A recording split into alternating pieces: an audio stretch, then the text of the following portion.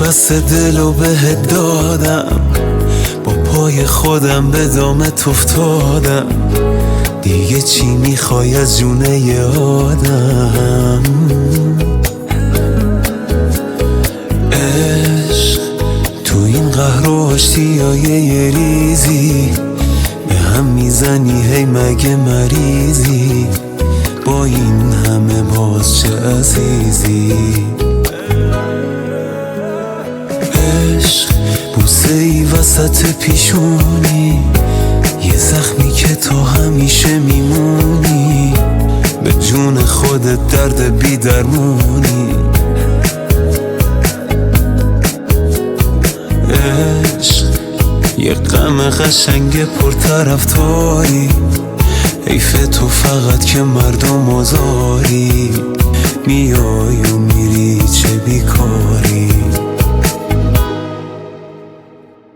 آهای عالی جنابش، فرشته ی عذابش، حریف تو نمیشه این قلب بی صاحبش.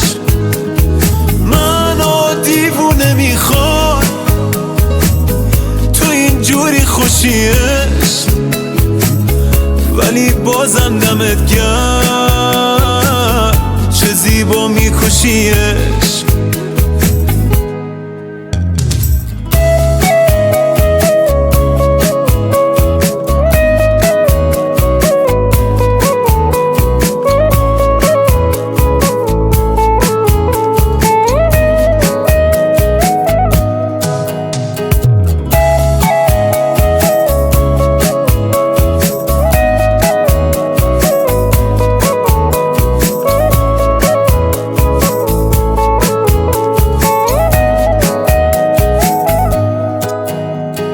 عشق با تو هم کلیه هر جایی، اول میکشونی کنج تنهایی، بعد خودت واسم میخونی لالایی. عشق با یه آهنگ توی گشت شبونه، گاهی حتی با یه عطر زنونه، پیدات میشه با هر بهونه.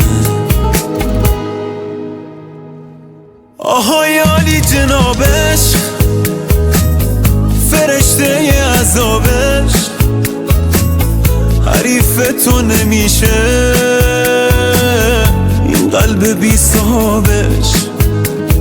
منو دیوونه میخواد تو اینجوری خوشیش، ولی بازم دمت گرم چه زیبا میکشیش.